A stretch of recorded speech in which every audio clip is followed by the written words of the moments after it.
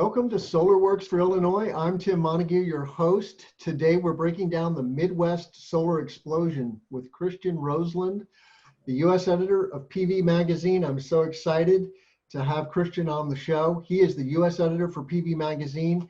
He's been a journalist with PV Magazine for 5 years, and he is the editor for the USA market. So congratulations on that, Christian, and welcome to SolarWorks for Illinois. Thank you, Tim. Thanks for having me. It's a real pleasure to be here and a very exciting topic. Yeah, I'm so happy that I went to the Solar Expo back in May up in Minnesota and, got to meet you and see your story about the solar industry in the Midwest. And at the time, you had a story out that there were 44 gigawatts in the queues of MISO and PJM. And just a minute ago, you informed me that that has changed yet still. So let's talk about that number and then break down some of the Midwestern states, maybe starting from the east in Ohio and working our way over here to the Great Lakes. Sounds great. So yes, we've been looking at the interconnection queues of the grid operators in the region. MISO, PJM, also look a little at SPP in the Plain States. And the numbers just keep rising. Basically, if you go back to 2016, there's no activity. And then in 2017, there started to be some projects, more in 2018 and 2019, it just keeps growing. So what we found last night when I looked up the numbers, specifically in MISO and PJM, only for the Midwestern states, and not including the Plain States, I found 62 gigawatts of projects applying for interconnection. Also looked around and saw that there are 894 megawatts of projects under construction in MISO right now. 2 projects totaling 250 megawatts in Illinois. And in PJM, it's a little bit more complicated because they don't really talk about what's under construction. They just say in the EPC, engineering and procurement phase. Found a bunch of projects there as well. A lot going on in Ohio. And so, these are all large-scale solar projects, right? This is not counting commercial and industrial stuff. It's not counting anything behind the meter, no rooftop. This is just the big stuff. So, we have other sources too, looking at the Ohio Power Siting Board and what they've approved. They've approved a bunch of projects. We found over a gigawatt of big projects that are moving forward in Illinois, several of which have power contracts. Illinois is kind of in Ohio. Ohio is kind of the tip of the spear here. We expect the first big tranche of big projects to come online in Ohio, but we're also seeing a lot under construction in Indiana. We're seeing, there's no Midwest state that is really a laggard here. We're seeing stuff in Michigan, definitely Illinois. Minnesota had long been the leader for the entire region with its community solar program. Now we're starting to see other large-scale projects in Minnesota. So yeah, I would say that we're expecting an unprecedented boom of large-scale solar across the entire region.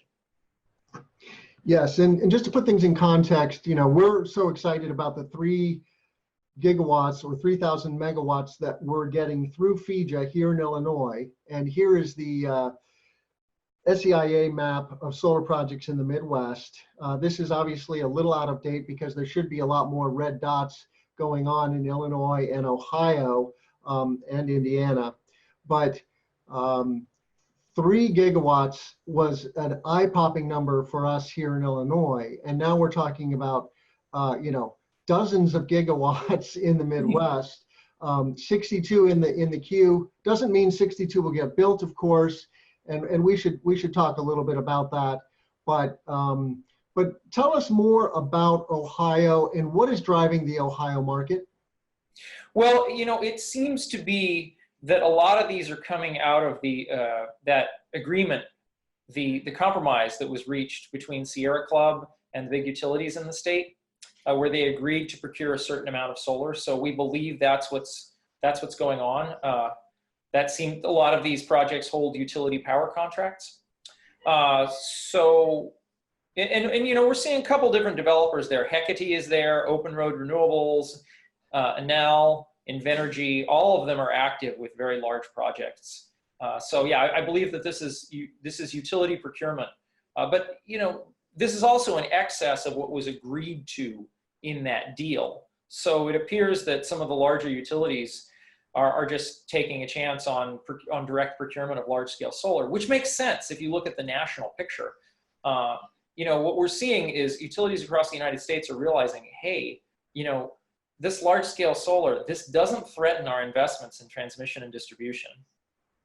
It's a fixed price, so we're not exposed to fuel risk like we are with gas. So we can hedge, you know, a bit here.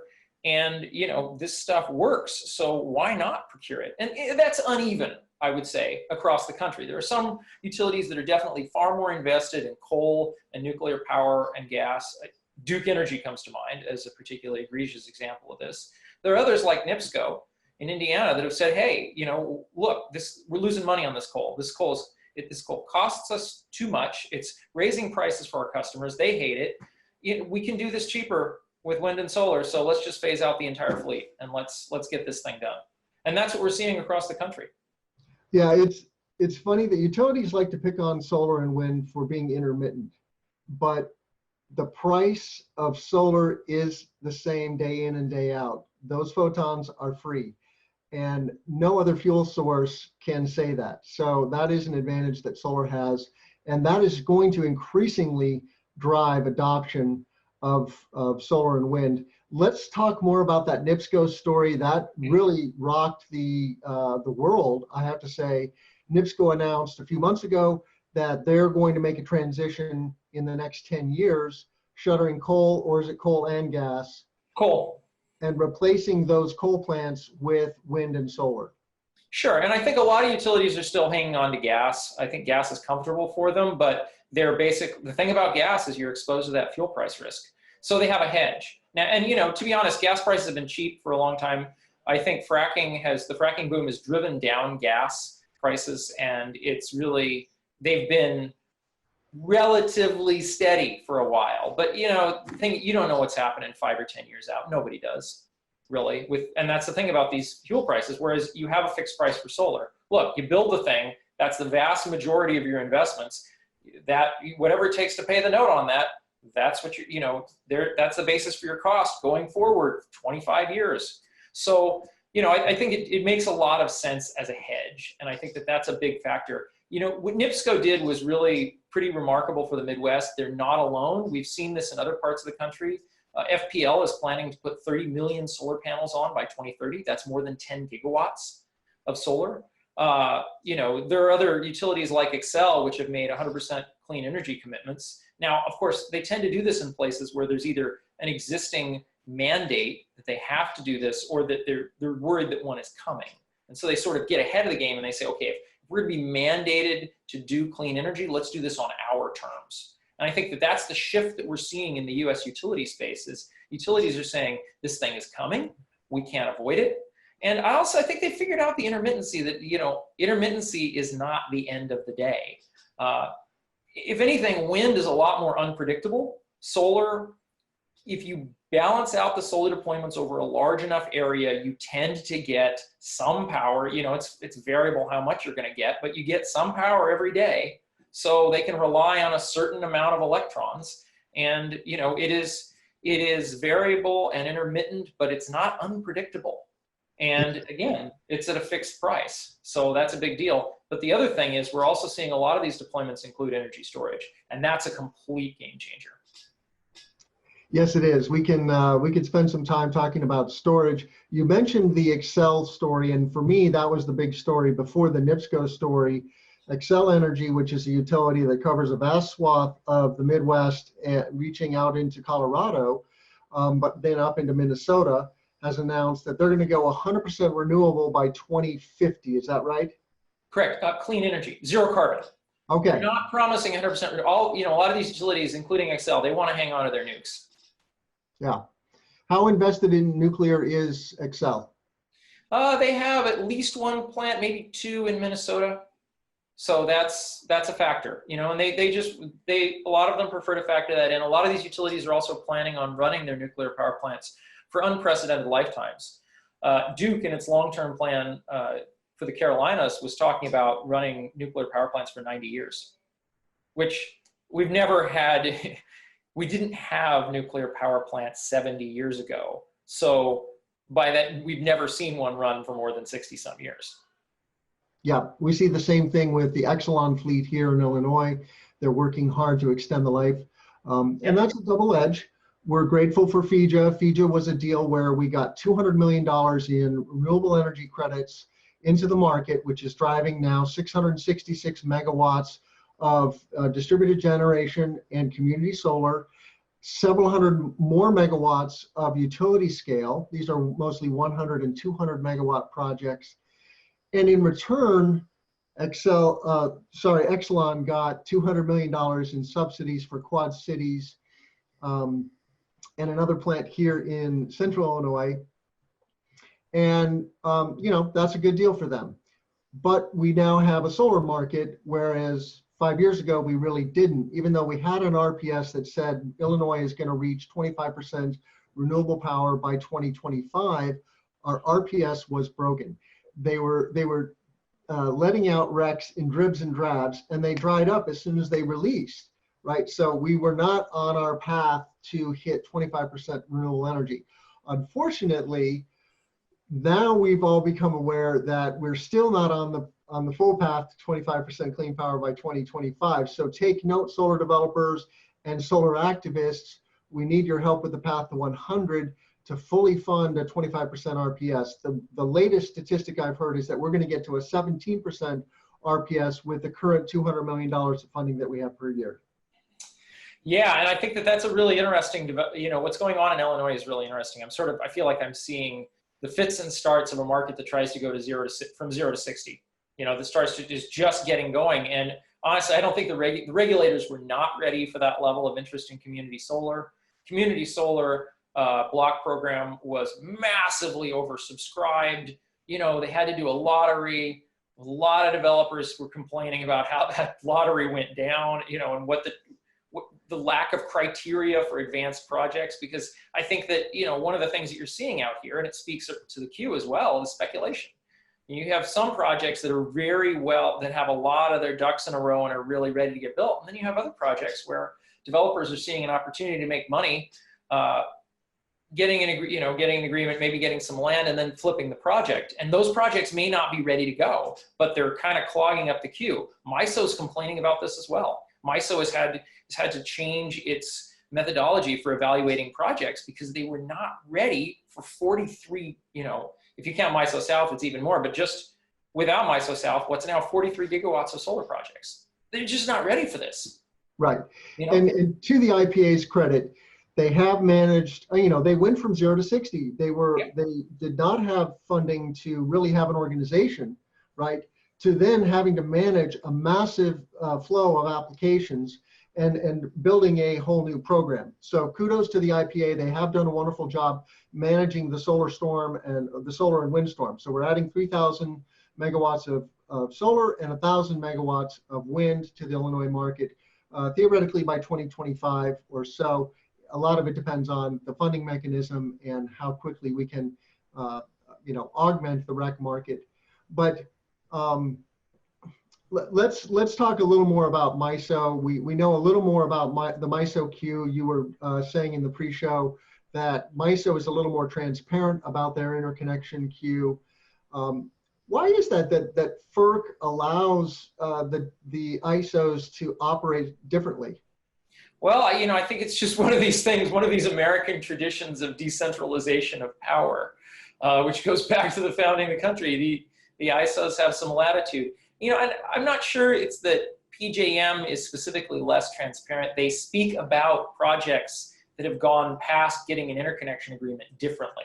So that's been one hard thing for us when we try to collect all this data, because we looked at all 7 grid operators in the United States for our solar tsunami article that we did in January 2nd, where we found, I forget, 100 and, when you added in SPP, which we missed in that one, it was around 160 gigawatts. But we could compare some things. We could say, okay, this is the number of projects in the queue. This is the number of projects that have interconnection agreements. That's the same. But then when you look at the way that the different ISOs describe the progress of these, PJM says engineering and procurement phase. MISO says under construction. And since the categories that they're talking about are not exactly the same, it's just, these organizations develop differently regionally, and we don't have this kind of centralization of data that they have in some European countries. You know, before I started reporting on the United States as exclusively, I was reporting on the whole world solar market, and I was reporting a lot on Germany. And I can go to Germany, certain German websites, and I can get all the information that I need at a click of a button. I can tell you exactly how much electricity they got from solar last year. You know, it's very easy to find. If I go to EIA, that's a whole different matter. So the data collection in the United States, it's just so, it's so decentralized. It's so much more of a challenge. I mean, for a journalist like me who likes to dig, and my team, we like to dig into data, you know, we've sort of carved a niche out. But the truth is that maybe there does need to be more centralization, and maybe some of these tasks of data collection and dissemination need to be taken more seriously by the US government. Because EIA does some great stuff, some fabulous stuff, but it's been a challenge along the way to get them. I remember when they didn't count the electricity produced by distributed solar. You know, Right. That was hard. And their predictions for the growth of renewables are consistently low. Yeah, you know, that's another thing. Honestly, here's the story. No one has predicted the level of growth of renewable energy that we've had. Even Greenpeace's own predictions fell short. Okay, now there's that, and then there's the people who I feel like are trying. I feel like Bloomberg New Energy Finance is one of those firms that's trying to really get this right. But here's the thing. Solar in particular has an exponential growth rate. If you try to model, and all the private firms like BNEF, what they're all doing is they're advising investors, right? They're giving this information out for people to invest money in. If you take an exponential growth rate and you're off by a year or two, the volume is tremendously different. So you're really in trouble. So they have to do more of a straight line. They can't really model this exponential growth, or else they get into trouble because they're not going to hit it directly on. They're going to be too early or too late. But the funny thing is, everybody is always too late. That's just what's happened with modeling the energy transition. It's happening faster than anyone predicted. And does that mean we're going to be completely out of the weeds by 2030? No, not necessarily. But it means that all the naysayers and all the people who said that this can't be done, yeah, that's not what's happening. And so you look at BNEF is a great example. I look at their EV forecasts. Every quarter, the rate tilts up, and it's sort of like they're doing an exponential growth by default, by the back door. You know, okay, again this quarter we're going to up our expectations, up our expectations, up our expectations. Yeah. You know, forecasting is inherently conservative. There's still no excuse for what the EIA does. That is a crime against forecasting. It's just. Their current data is great. Their long-term projections must be seen as political projections. Do you have any idea what the fix is, though, in the U.S. for making that data more accessible? I mean, obviously, SEIA and the EIA are working hard to keep tabs on what's going on, but... Well, in really different ways. I mean, SEIA and Wood Mackenzie have long been prime sources for this information. But, you know, and they're tracking, you know, they could tell you how many solar projects are under construction in the Midwest. They know, but they release that, you know, they're a private organization that sells information to their members. SEIA also, you know, they work together on this Solar Market Insight report, and which is really a key source of data on the US solar market. They're trying, but they're also stuck with some of the same problems. You know, they have to go out. There's a reason why Wood Mackenzie has such a huge team of analysts. They've got to go collect all this data from all these little different disaggregated sources and put it together. You know, this is not an easy task. And you know, EIA, for all the problems with their long-term forecasts, does a bang-up job of getting us data on what's happening right now in the power, or at least 3 months ago in the power markets. You know, we can, and if you know how to access the EIA data, there is such a tremendous wealth of information out there.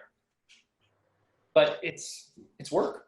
So let's talk a little more numbers about Midwestern states. Illinois, you know, we, for the last couple of years, have been saying we had about 100 to 200 megawatts. Obviously, that's now ramping very rapidly. Several hundred megawatts are under construction, and we'll be adding gigawatts here soon. but our neighbor to the north, Minnesota, was the leader in the Midwest with 1,200 megawatts. What's going on in Minnesota and Wisconsin? So Minnesota's really interesting because, you know, the community solar market in Minnesota led the nation. They had the advantage of starting early. They did have a fight with Xcel to try to get a working community solar program. And what's happened is, with the shift to value of solar tariff, Xcel has chipped away at that value. You know, they've just sort of slowly chipped and chipped. Every year it goes down. And so it's not as lucrative as it was before to develop community solar projects. So you still see a bunch that are under construction, but when you start to look at further down the development queue, it gets thin in terms of what's going on with Minnesota. Now, the hope in Minnesota, when I talked to David Schaffer, the head of Minnesota SEIA, he really emphasized the commercial and industrial sector, and that C&I is where he expects it to take off. Xcel does have a pretty good program apparently for commercial and industrial solar, so we can expect some progress there. Wisconsin is not as encouraging. You know, Wisconsin solar market has been, to a large degree, stifled by regulators. And some of the previous regulators that Wisconsin have really pushed the boundaries of lack of professionalism, particularly the Walker those appointed by the Walker administration. And so there's a bunch of really difficult things that are happening. You know, municipalities in Wisconsin want to be able to deploy solar, but the legal maneuvering that is being done by the utilities there, like We Energies in particular, to keep them from doing this is quite remarkable. You know, We Energies knows that it has had a friendly regulatory environment for some time, and they know that they can keep their monopoly, and they are judiciously exercising that. Now, the interesting thing is there's still large-scale solar projects planned for Wisconsin. Yes, you know, there are. There still are. So, you know, there's some, there've been some large-scale solar projects that have been done with the co-ops, and now there's a bunch in the queue that are being planned. So I'm not sure which markets they're going to sell into, but they're certainly being planned to be built in Wisconsin. I'm aware of the Badger Solar Project in southwest Wisconsin. I think it's 350 megawatts. Is that in co-op territory, or what is the utility there? Do you know? I don't know. I haven't. Badger is not one that No. We cover so many solar projects. You know, sometimes I may have even covered it. I just don't remember. What is a utility scale project now for you? Is it 50 megawatts and up, or where do you draw the line? Well, I really draw the line with something that's connected to the transmission grid. You know, it's a front of the meter project. It's something that's not connected to the distribution grid. And, you know, that can be as small as a couple of megawatts, but Sure. I guess the exact definition to me doesn't matter as much. EIA does large scale solar, and we often lump this in as utility scale solar as 1 megawatt and up. So I think, you know, when we're talking about megawatts instead of kilowatts, but the truth is that there are rooftop solar projects on big box superstores that are multiple megawatts. Yes, there are. And there's community solar projects. They're on the distribution grid, but they're multiple megawatts. So, you know, like you got this sort of a messy area in the middle there. And what do you call these things? Everybody has different definitions. Wood Mackenzie throws that into non-residential, which is really confusing. You know, that's along with C&I. And then if you look at EIA, they say 1 megawatt and up is large scale solar, and everything else is small scale. Just here in Illinois, we've built 2.9 and 3.4 megawatt DC projects, rooftop projects. So. Which is incredible. And those are some big roofs. But hey, there's big box superstores, and most of the time they're not shaded by trees.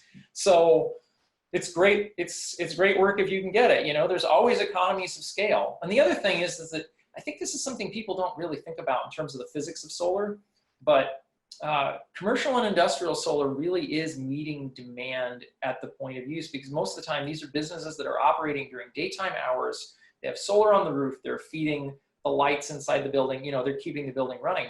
Residential solar, we like to talk a lot about energy independence, and I'm going to offset all, you know, I'm going to offset all my use. Well, that's all you're really doing is offsetting, because if you're gone during the day and your PV system on your roof is humming away, it's feeding the nearest source of demand, which is probably not your house. Now that's great, because it's keeping down the high midday power prices. It's useful to be meeting, and it's probably meeting demand a lot closer than a power plant a few hundred miles away is, but it isn't really offsetting your usage, because that's, unless you have a battery, that's not how electrons work.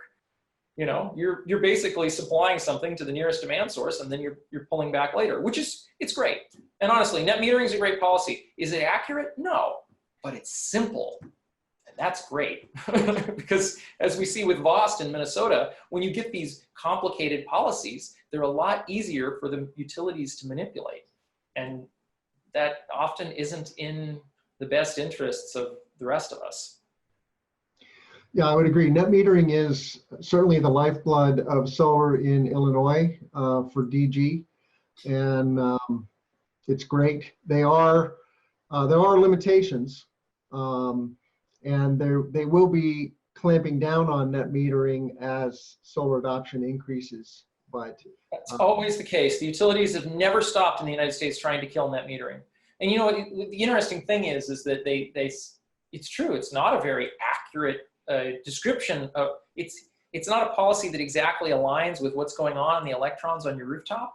But if anything, in the vast majority of cases, people with PV on the roofs are supplying something of greater value than the retail electricity instead of less value. And that's been shown in study after study. I mean, just the fact that you're deferring the cost of the transmission and distribution by not using the transmission grid, you know, by meeting local power. Also, it's great for resiliency. There's all these benefits to local PV. And that's why a lot of us got excited about the idea of value of solar, but unfortunately the idea and the reality, not the same.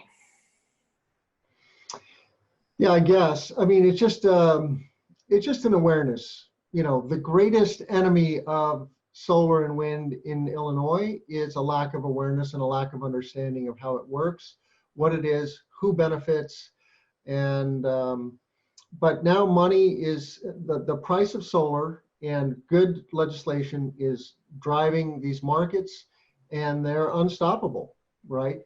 Yeah, 66 absolutely. gigawatts doesn't happen without a concerted effort on the developer's part. I'll speak to a local project here that BayWa is developing in Champaign County. They've been working on interconnection for over 2 years for this 250 or 200 megawatt DC solar project.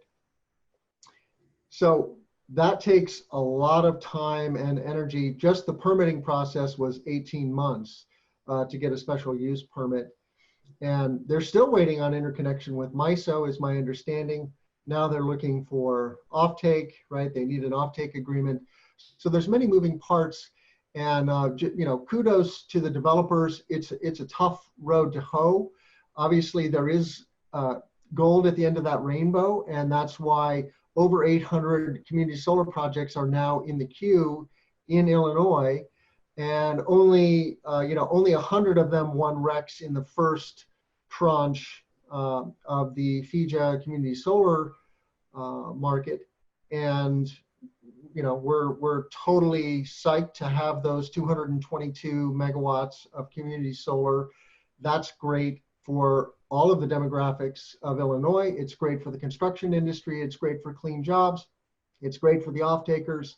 It's great for residents who don't want to put solar on their roof and can subscribe to community solar. So there's so many good things happening. We forget that sometimes when there are bumps in the road, and there certainly are bumps, but generally things are really good. And it's great that the Midwest is on the map. You know, when I started diving into solar in 2016, really in a concerted way, you know, California is the big dog, Hawaii, New Jersey, New York, the Carolinas.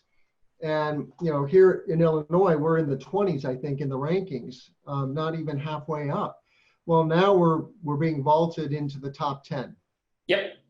And I expect that. So, you know, when I look nationally, because PV Magazine USA, we cover the national picture, it's been California, California, California, California. Q1 of 2018 was the first time, or sorry, 2019 was the first time in 7 years that the top state for solar installed wasn't California. It was Florida. Right. More watts installed in Florida. Texas is going to be massive. Texas is the really big, but when I look at the places I'm excited about Texas, Florida, and the Midwest, and broadly in the Midwest. You know, Ohio, Illinois, Minnesota, Michigan. You know, in terms of forward-thinking utilities, boy, Michigan's got a mix. They have DTE and they have consumers. And there's a big contrast between those two because consumers has a much more aggressive plan to deploy solar. DTE still wants to build gas plants. You know, they're tied into that game. But you see significant plans for solar deployment by consumers' energy. So, you know, there's definitely things happening across the entire region. Illinois probably, I think for the midterm is going to be the big driver, but I think, you know, again, there's just, you're right. It's a very positive situation. Things are finally starting to take off. There is some policy tweaks that definitely need to happen to be able to maintain this momentum. But, you know, and I guess another way that I think about this is that this won't always be driven by RECs. We're going to get to a point where, and we're already in some parts of the country at this place, where the cost of building solar is cheaper than any other, in a large part of the country, the cost of building solar is cheaper than any other resource. And so you're going to get to a point where you don't need RECs anymore, where solar is just something that has this financial advantage that is unbeatable. So really, the important thing about the REC market and the other incentives is to get you to the point where you build that momentum. It's to kickstart things, you know, and to get things going.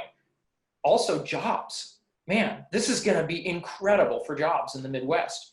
No one who's an electrician or a laborer is going to need to look very hard for work over the next 5 years because there's not going to be enough electricians. I don't even know how this staffing challenge, I mean, if I was IBEW, I'd be thinking a lot about my apprenticeship programs because you're going to need just an unbelievable amount of electricians, but laborers too. You know, there's just going to be an unprecedented amount of work building these things. Well, thank you for pointing that out. We are feeling that pain for sure here at Continental Electrical. You know, we have over 100 field electricians every day now working just in solar. And we could easily double that by next year. And there just are not enough electricians to go around. So to the young people out there, please go to your local IBEW, get into a trainee program. It's non-trivial to become an electrician. There's 5 years of training, but there is a huge reward at the end of that, and you then have a career for a lifetime. Anybody in solar is riding a massive growth curve for the next 50 years. We're at 1.5% of solar on the grid in the United States. 2.3. Nationally? Yep, last year went up to between 2.3 and 2.4. Okay, wonderful. That's great. We're one and a half times more than I thought. But you understand, right? We're going to go to 50% wind and solar, probably by 2050. Oh, much sooner. So that is, I mean, it's like being in the automobile industry in 1901. That's the analogy I give to my friends. In 1901, you look at a picture of New York City, right? It's all horse and buggy.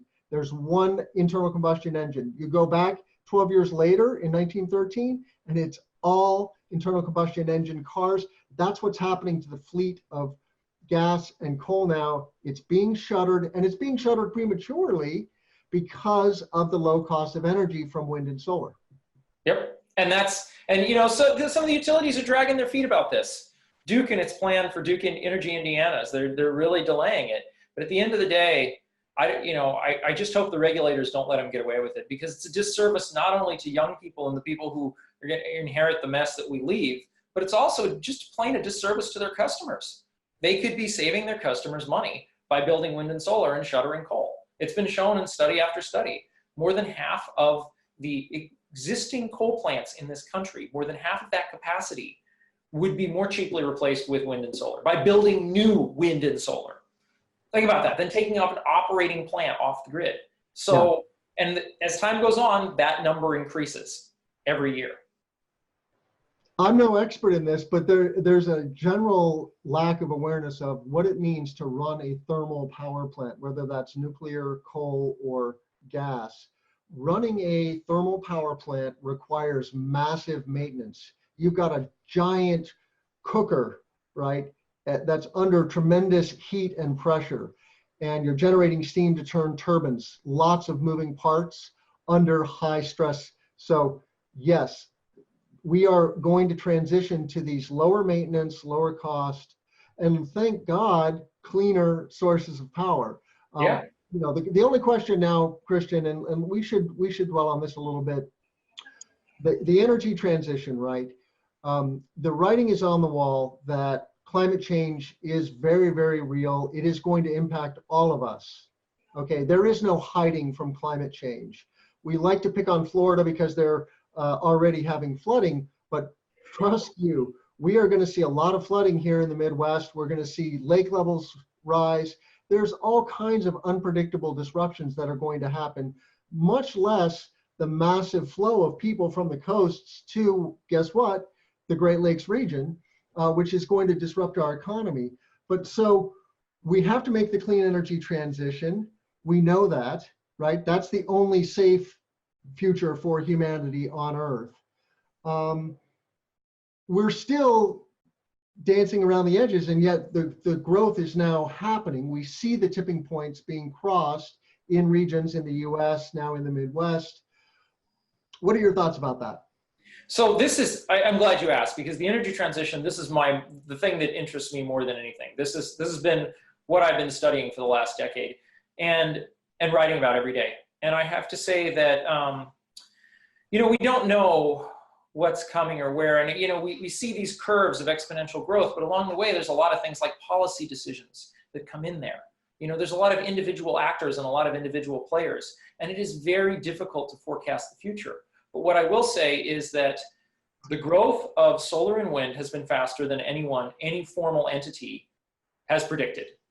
The forecasts have all been too conservative and continue to be regularly too conservative. The other thing is that battery storage is now is an incredibly significant component of all of this. In Hawaii recently, we saw solar plants coupled with batteries, and the batteries have the same capacity as the solar plants, meaning that when the solar is pumping out fully, the battery can discharge just as much. It also means, given the capacity factors over there, given how much sunlight they get, that basically they can store the entire daytime's worth of solar and then generate electricity whenever. These are solar peakers. These can run whenever, between 8 and 10 cents a kilowatt hour. These are contracts that have been approved by state regulators, and they're going to build these projects. This is it. This is the future. This is solar, wind, and batteries, and they're going to be able to generate electricity basically whenever we need them. There are some challenges at very high levels. I'm confident that we have enough time to figure out ways to address those challenges, particularly around low wind output in the winter in northern latitudes and in cold snaps. This is going to require some work and some adaptation, but I think we can do it. The energy transition is unstoppable, and I've seen it just in the past few years, us beat expectations. Now, I don't know what the exact growth rates are going to be. You know, I've come out publicly criticizing SEIA's expectation that their goal, they set a goal to reach 20% solar by 2030. I said that's too conservative.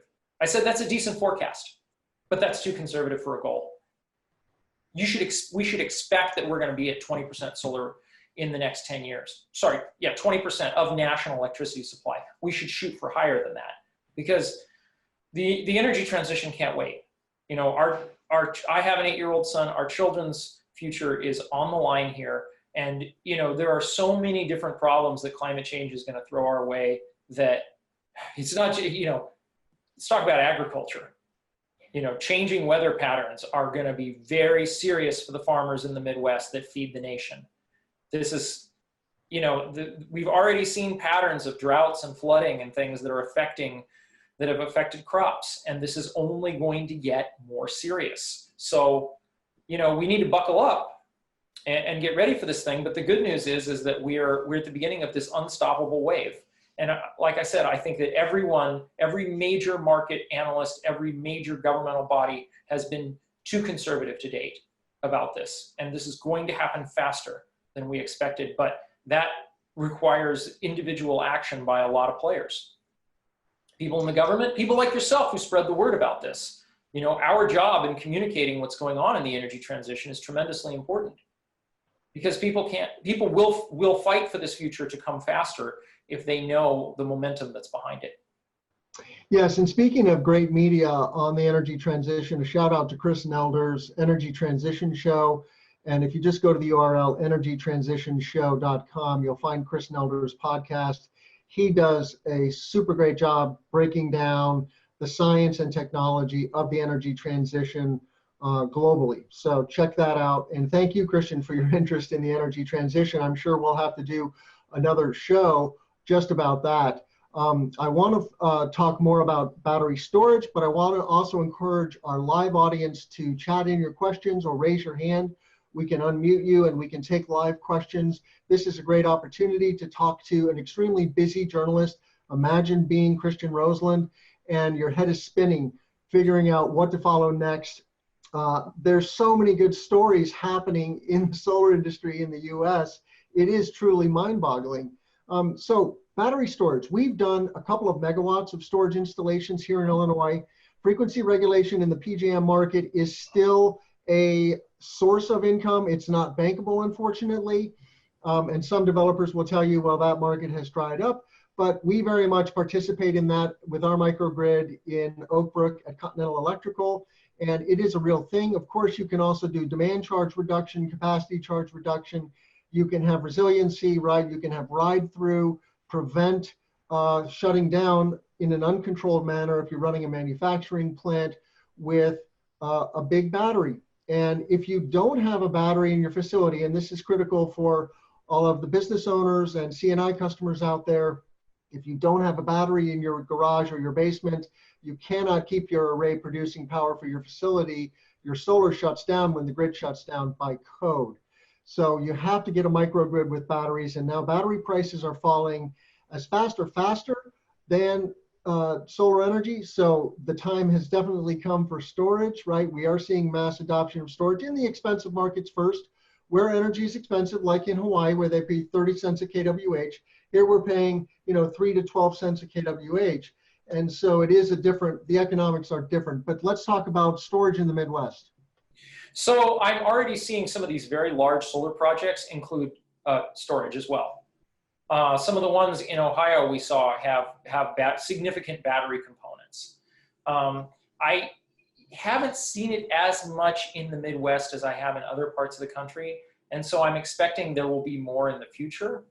The difficult part with batteries is getting paid. You just mentioned all the different things that batteries can do, and batteries are amazing because they can do all of these things, right?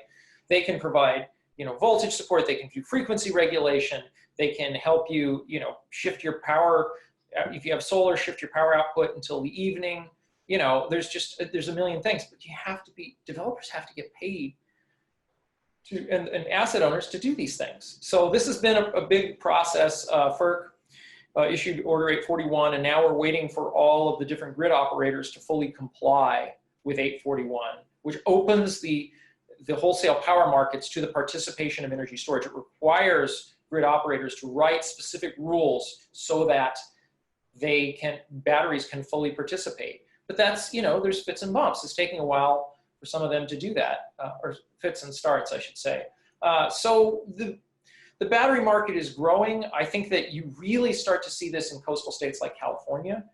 Well, particularly in California because of the duck curve, because you have so much solar output during the middle of the day, but you end up having this big peak at night, and there's this tremendous need to shift the power output into the evening. Lithium-ion batteries can do that. So they're starting to deploy more and more and more and more and more, and they're getting more comfortable with them. They're finding different ways to deploy them. Hawaii, exactly the same thing. Now, if you look at NextEra, and of all of the big power companies, NextEra they're the largest wind and solar developer in the United States. And they've been probably the farthest ahead of the big power companies in terms of seeing this. You listen to their CEO, they basically say, these are all going to be paired with batteries. We're entering a space here where all the big solar and wind projects are going to be paired with batteries. They're typically talking about much smaller batteries, but we will probably reach a point where the batteries get bigger because, as you said, the battery costs are falling. And this is an economies of scale thing. You know, it's being driven by electric vehicle industry, which is the vast majority of lithium-ion battery deployments are for electric vehicles. So this is the stationary energy storage is sort of the leftover batteries from EVs. But EVs are making they're making battery storage cheaper and cheaper. And we're getting more and more comfortable with them. We're figuring out how to deploy them better. A lot of this, you know, it's economies of scale and it's learning curves. And we should expect that, you know, 10 years from 5 or 10 years from now, I would be surprised if there were solar or wind plants built in this country without batteries. I'd be surprised if you could find them. I think they're just going to become ubiquitous, and more of the capacity, they'll start to more and more match the capacities of the projects, so that these plants really become peakers, so that they basically just store up electricity and release it whenever it's needed. I totally agree. And, you know, the duck curve is going to drive this, of course. The duck curve hasn't come to the Midwest yet just because our install base is too small. But in 10 years, we're going to have a duck curve. Yeah. Resiliency is critical. And, you know, the great thing about batteries is you don't need net metering if you have a battery with your solar array, right? So this is very important for DG, for residential and commercial solar, who, if you have a facility that is 100% solar powered, that solar array is going to overproduce in the summertime and underproduce in the winter. And it's through net metering that they can take advantage of that value. But if they have a battery, then they can soak up that power during the middle of the day and then discharge the power in the shoulders in the morning and evening or night if they're running at night. And so yes, I agree. We are going to hit that tipping point, and within 10 years, all solar and wind is going to be paired with storage. You heard it here. And already developers that we're talking to are talking about making their solar projects storage ready. There are subtle things you can do to prepare them. And we're talking about community solar. These are 2 megawatt AC solar projects. Yeah, great. We've got some questions here. Yes, we do. So keep the questions coming, people, please. This is a great opportunity to have dialogue with Christian Roselund. And Vic asks, I hear there's small scale nuclear plants happening. What's going on with that? Is this real? What are your thoughts about that, Christian? Well, there are small modular reactors, and bear with me in that I don't spend as much time researching SMRs as I do solar, wind, and renewable energy. I haven't seen any of them commercially deployed yet. And I think a lot about, so having covered technology for 10 years, there were a lot of new emerging technologies within solar that I got really excited about.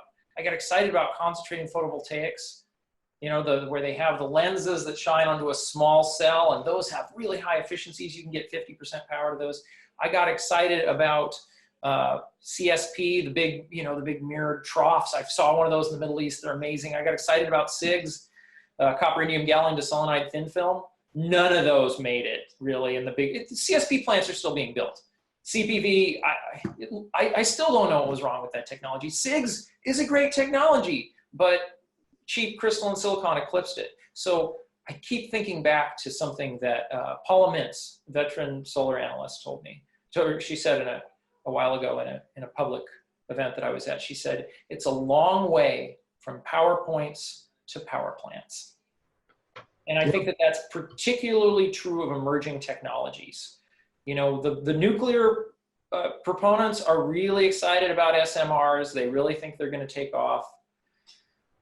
I'll believe it when I see it, basically. I'll believe it when they're commercially being deployed. I don't see that happening. I also have to note that the nuclear industry has a long, long history of broken promises about what they're going to be able to do. In case anybody remembers, too cheap to meter. Well, right now, nuclear power plants using conventional technology are too expensive to build. So I have to look upon what the nuclear industry plans to do with a great deal of skepticism, frankly, like I do all emerging technologies that haven't been commercially deployed. Yeah, I have to agree. I have nothing against next generation nuclear. We will eventually figure out storage of the nuclear waste, which is the biggest issue with the nuclear industry. But just the cost of construction and the cost of power, it's not competitive today. So the economics are talking right now, loud and clear. We have a question from Art about getting residential solar, it sounds like, in the western suburbs of Illinois. Art, you just got to go to illinoissolar.org. That's the Illinois Solar Energy Association. All of the contractors that install solar across the state are listed there. At least all of them worth their salt. And if, for the contractors out there listening, if you're not members of the Illinois Solar Energy Association, please join, become corporate members.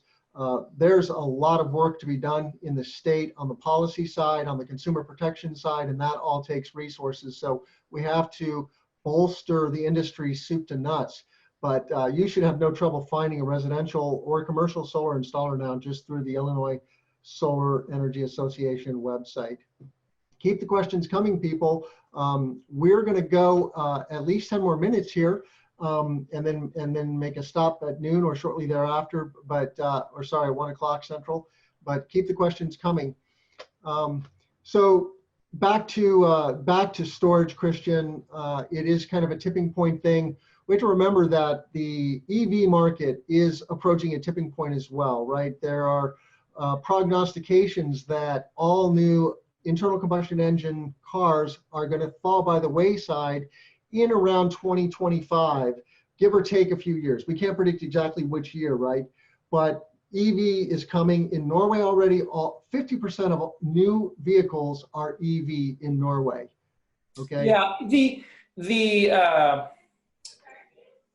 The forecasts that I've seen have not been that aggressive. I think BNEF's latest is looking at 50% globally by 2040. I think that that's definitely too conservative, but I also note again that Bloomberg New Energy Finance every year and every quarter increases their forecast. Something to be aware of with EVs is that, the move to EVs will not reduce, that won't wipe out greenhouse gas emissions in transportation right away. It's true the single passenger vehicles are the largest source, but there's going to be a lot of internal combustion engine cars on the road as legacy cars, because when you buy a new car, that car sticks around for the average of, I think 7 to 9 years, somewhere around there, the better part of a decade. That car is still expected to be on the road. Now, and I think we're going to triple the amount of electricity we need on the grid when we make the transition to electric transportation. So yeah. There's a huge demand there for electricity. And then there will also be a huge supply of batteries, right? We will get the infrastructure to connect the car battery to the home, to the solar, so that it all becomes a seamless system. Sure, and that's interesting. I hadn't heard the triple figure. One of the things to be cognizant about EVs is that they are vastly more efficient than internal combustion engine cars. Incidentally, this goes back to what we were talking about with power plants too, thermal power plants. You were mentioning how they wear out and how many parts they have. It's just like your car. EVs have vastly fewer parts than internal combustion engine cars, and both of them, I talked to my 8-year-old son, and I we talked to him about cars, and I say, these are basically heaters driving around that also move, because you're losing most of the energy that you put in to the fuel tank before it gets to the wheel. So they're actually very inefficient. The same is true of thermal power plants. Thermal power plants produce more heat than anything. And unless they're combined heat and power, you're not even using that heat. That's just going into the atmosphere. So I think we're going to look back on this period and think, what were we doing burning rocks and, creating all this heat? We didn't even use all the energy we were generating. We just wasted it. And so for that reason, EVs have this tremendous advantage. And that's one of the reasons I think that they're going to accelerate more quickly than anyone is expecting. Also, there's going to be mandates. There's going to be mandates that, hey, we just can't keep selling internal combustion engine cars. But we're going to be stuck with the legacy ones for a while. And I think that that's the thing that sort of, if there's something that keeps me up at night around emissions and around the energy transition, it's the problem of used internal combustion engine cars, all the ones that, before we phase them out, all the ones that are still stuck around for that extra decade, putting CO2 into the atmosphere, and also they're just dirty, to be perfectly honest. So to clarify Art's question also, he's looking for a community solar provider. So it's no surprise that you've been struggling to find a community solar provider, Art. That market just hasn't launched yet, but I know that Nexamp has a website to find consumers. All of the utilities are going to launch websites, including ComEd and Ameren, to help their consumers find community solar projects. And then, of course, there is Illinois Solar Energy Association, illinoissolar.org, which will also have links to the developers who are owning and operating those community solar projects. So don't worry, you will find a community solar project. Now, of the 100 projects that are getting built, they will get subscribed fairly quickly because that's mission critical for the ROI of those projects. So you have to pay attention. It is going to be a bit of a blip, and subscriptions will fly off the shelf. So stay tuned. That's coming. What else do you want to talk about, Christian? I'll let you lead the way here. Well, it's interesting because when we first were going to talk, we were going to talk about an article that I'd written that was about frequency regulation and how the grid handles frequency regulation. And to me, that's an interesting subject because that was one of the thornier things is, okay, we have to keep the grid at a certain frequency or things break, right? Well, fortunately, we have relays and trippers, we have various mechanisms set up so that the grid just shuts down before it goes too far out. But the way that we're doing frequency regulation right now is when a large power plant goes offline, and this speaks to the whole people's concerns about variability. People have to understand that grid operators and utilities already are dealing with situations where they unexpectedly lose power because power plants will have problems and have to go offline, right? So they have to adjust for that event, those circumstances. So interestingly enough, when a power plant goes offline, the supply-demand balance is thrown out of whack. That affects the frequency. So you basically end up getting frequency that ends up being slowed by the large rotating masses that are on the grid. So people say, oh my God, what do we do when we don't have these large rotating masses helping us control the frequency? Which incidentally, if you don't meet that supply-demand imbalance, you're going to have a frequency problem. All the large rotating masses do is slow down your frequency problem. You still are going to go out of whack until you fix that. Well, the great thing about inverters is inverters can just plain set the frequency on the grid. The power electronics we have in these things is amazing. So, there is an engineering challenge to figure out how to switch over. But we know from microgrids that we can run a grid using inverters to set the frequency. Right? And some of the inverters will actually set the frequencies and others will follow. But what we have in those power electronics is a much more sophisticated way of handling frequency than we do with these large rotating masses, which, like a lot of things in our power system, it was probably the best thing we could figure out at the time, and it sort of worked. But it's really clunky and primitive compared to what we can do with power electronics. We're in a new era where something like frequency control, that's not really a concern anymore. Or that's not going to be a concern at one point in time. We do have to bridge the transition between the large rotating masses and the inverters. And having inverter-based control. And that's going to be, no one's really, I think, has figured out exactly how we're going to make that move yet. But this brings up the other interesting thing, which is distributed energy management systems, DERMS. This is another area that I think is tremendously exciting. The grid of the future is not just wind and solar.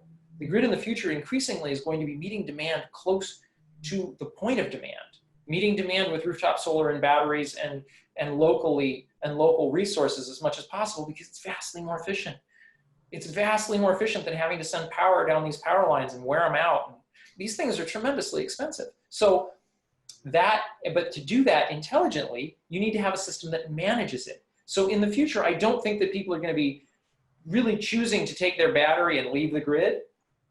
Really, that battery and that PV system and that inverter has tremendous value to the grid. If there's a management system that allows you to use those inverters and those batteries, you can solve all kinds of problems. And that's the most efficient way to do it, is with management software that allows you to shift resources around. We're going to have so much better of a grid in the future. And there's companies who are already developing products. Pice Energy got a contract to do DERMS management for Western Australia. which is bigger than Texas, right? Thousands of different generators, large and small, and specifically the behind the meter resources, all the solar and batteries that they have in Western Australia, where it's a long way to the local power station. They're everything that's connected to the grid, they're going to be managing and synchronizing. And that's a new frontier that I think that we're going to be hearing more and more about in the United States. Well, obviously we have to modernize the grid. The bankruptcy of PG&E in California due to the fires, right? Yeah. Is it's just staring us in the face that our infrastructure is too old, too decrepit, and not modern enough. And grid is basically 100-year-old machine. It's the most complicated machine that humans have ever invented, and it's lagging, and it's decrepit, and we totally need to transform the grid and catch up with all the good technology that we have. And so that is another good thing about wind and solar coming on, is it is forcing that conversation, I think. And batteries pair so nicely with wind and solar and really make for a very stable and resilient grid. Nobody can really poke holes. No, I mean, it's just simply a better technology. Well, it's interesting you bring up PG&E. PG&E is also a crisis for the utility business model. Just like our grid is somewhat antiquated, our utility business model is also antiquated. The idea that your utility gets paid upon building infrastructure, which they convince regulators that they need, we can do better than this, frankly. The way that the CCAs have taken generation out of the hands of the utilities and put it in the hands of communities who are making decisions about the resources they want. The funny thing is, the CCAs, they don't even want to take over the grid. They say, okay, PG&E, this is your grid, you run it. Can you please run it better than you used to? Maybe if you weren't busy making procurement decisions, maybe you could run your grid better. But I think that in the end, we're still going to need some long distance transmission lines, and there's some real advantages to having the transmission. But having that idea that the centrally located power plant sends power hundreds of miles to your home, we can do better. That's just. Well, and that brings up HVDC, so high voltage DC. The Chinese are investing quite heavily now in HVDC. We are very much dancing around the edges. We have a few pilot projects. Do you see any HVDC coming on? Is that a technology that the US is even going to consider at this time? I haven't looked closely into that, to be honest. Some of the transmission stuff has been a little bit outside of my daily work. It does seem like a compelling technology, and I wouldn't be surprised. The problem with power lines has been local resistance. It's been NIMBYism, and that's been a real sticking point for getting. That's been a real sticking point for getting to where we need to be. Do you need to wrap up? I do need to wrap up, unfortunately. Yep, that's fine. I want to acknowledge Jonathan's point that you can check out illinoisshines.com. That is the consumer-facing website for the distributed generation program here in Illinois. So that will eventually connect you to community solar projects as well. Well, Christian, we could literally talk for hours, I'm sure, and it's been such a great pleasure having you on. I do want to make a quick announcement before we wrap up, and that is that we have some great upcoming shows on SolarWorks for Illinois. In July, I'm hosting Kevin Borgia, who is the Midwest Policy Director for Cypress Creek Renewables. Cypress Creek, as most of you know, is one of the largest solar developers in the country. And we're going to break down the path to 100% wind and solar in Illinois, 7 steps to a clean energy future. Then in September, I'm hosting Jonathan Roberts, Vice President of Development in the Midwest for Soltage, a developer from the East Coast. Building a solar portfolio in Illinois, challenges and opportunities, so look forward to that. And then in October, Rob Davis, Director of the Center for Pollinators in Energy at Fresh Energy up in Minnesota. We're going to be talking about pollinator and wildlife-friendly solar farms in the Midwest. So lots of great content coming your way.